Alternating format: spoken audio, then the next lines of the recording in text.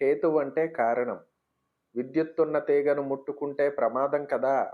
ఆ తీగ హేతువైంది. హేతువునకు విరుద్ధం అహేతువు. ఏ కారణం లేకుండా దేనిని ఆపేక్షించకుండా భగవానుని పట్ల చూపు భక్తి అహైతుకీ భక్తి అని అంటారు. అట్టి జ్ఞాని అయిన భక్తుడు నిర్గుణ స్వరూపం రుచి చూసినవాడే. మరొక ఉదాహరణతో ఈ న్యాయాన్ని వివరిస్తాను. మనకు బియ్యం బస్తాలు కావాలి. అది మన లక్ష్యం అనగా తతహ. భూయజమాని దగ్గరే తీసుకొనవచ్చు కనుక భూస్వామి ఇక్కడే హేతువు. కానీ అది స్థానికమైన కిరాణా వ్యాపారి సిఫార్సు చేస్తేనే ఇస్తాడు. ఈ కిరాణా వ్యాపారి ఎవరి సిఫార్సు అక్కరలేకుండానే మనకిస్తాడు కనుక ఇతడు మనకు ప్రత్యక్ష హేతువు. అటువంటప్పుడు ఇతని దగ్గరకే వెళ్ళి తీసుకోవచ్చు కదా. మధ్యలో భూయజమాని ఎందుకు?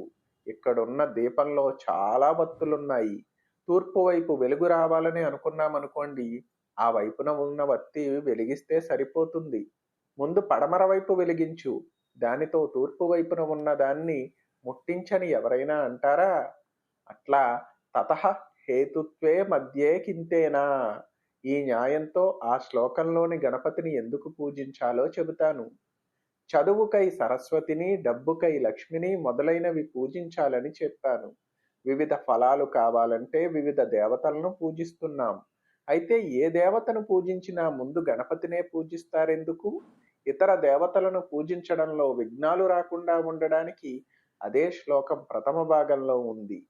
అప్యాన్యామర మరీరాదా ఇషత. శ్లోకం మొదట్లో అపి అని ఉంది. అంటే ఏదో చెప్పబోతున్నాడు. కుతూహలం ఏర్పడుతోంది కదా. మిగతా దేవతలను పూజించే వారేం చేస్తారు? వారిని పూజించేటప్పుడు కూడా ఆటంకాలు రాకుండా ఉండడానికి ఒకని పాదపద్మాన్ని అనగా గణపతిని పూజించాలి కదా. అదే సంస్కృతంలో యత్ పాదపంకే రుహద్వంద్వారాధనం అంతరాయ హతయే కార్యం త్యవశ్యం విదుహు అని ఉంది. పాదద్వంద్వం అంటే రెండు పాదాలను.